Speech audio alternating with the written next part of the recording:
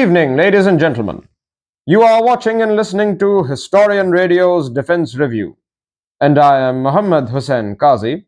And on this series, we will be discussing the interesting topics that concern defense analysts and, of course, military history and military strategy and military technology enthusiasts across the world. These topics will range from war to defense technology and, of course, recent changes in defense policies. So let us make a start with the recent push made by the European Union to launch its own flagship defense projects, including drone walls, drone production, and of course, aircraft manufacturing.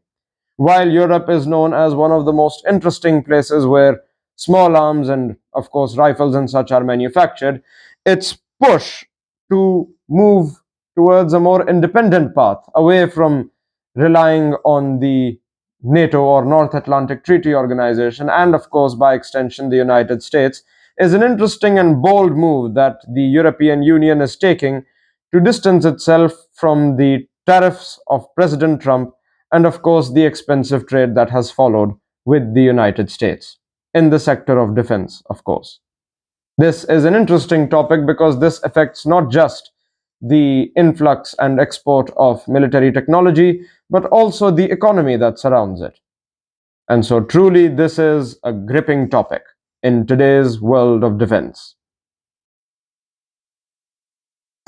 Moving forward, we will also be discussing the rise of AI and unmanned warfare, a concept that intriguingly has its roots in World War II, when the first rockets and the guided missiles were being made. So, or well, at least discussed. This would, of course, be further grown during the Cold War to this point where we first would see the use of drones and drone attacks. And now, finally, in this age of artificial intelligence, we will be seeing the role of AI and drones and other unmanned technologies all merged into one. So, in this age of technological convergence, we see countries like the United Kingdom, the United States, and Australia lead with AI powered systems like the Ghost Shark submarine systems, among many other, of course. There are certain rumors that the Russians and the Chinese have also started developing AI based navigation systems and defense systems. And truly, this is an intriguing topic to discuss because not only is this a topic that is fairly recent and, of course, pertinent in this day and age, it removes the role of mankind from the machine of war. An intriguing move, for it alters the possibilities of warfare and, of course, the battlefield itself. Now, war has gone from what would once be considered a conventional battlefield or a theater to the realm of the online place or the internet, as many refer to it. My apologies for outdated terms. As you can imagine from viewing this channel, I'm a bit old fashioned.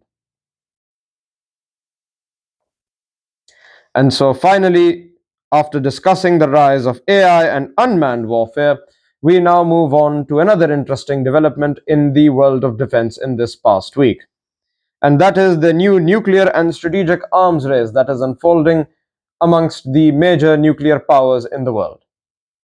So, our dear viewers and listeners in this audience would surely associate terms like nuclear race and arms race with the Cold War, and perhaps rightly so, for it was last in that time frame or in that time period when the quest for conquering the nuclear scape, that is to say, as I've referred to it many a time, the nuclear arms and their race would take place at the peak of the Cold War between the United States and the Soviet Union.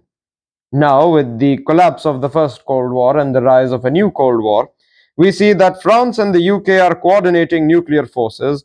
China, the United States, and the Russians are modernizing their nuclear arsenal. And in that regard, there have been many warnings of new nuclear arms races as arms control treaties collapse. So, this is marking an official end to the old Cold War, and it begins the dawn of a new Cold War, where once again the world holds its breath as the strategists in Moscow, Washington, Paris, and London decide where to take or where to steer their respective vessels and the nuclear arsenal it carries on board.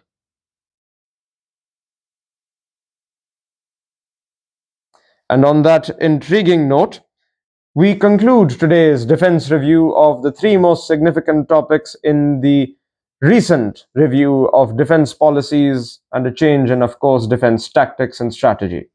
Let us know in the comment section down below what other defense topics you would like to hear the defense review discuss, and what other topics you would like to see on this channel. Also, feel free to check out our other series, Echoes of the News, and our other series titled Crossroads. Thank you so much for watching the Defense Review, and I am Mohammad Hussain Qazi, and we shall return to you soon with more intriguing and gripping topics from the world of defense policies, defense tactics, and defense-based technology. Good night.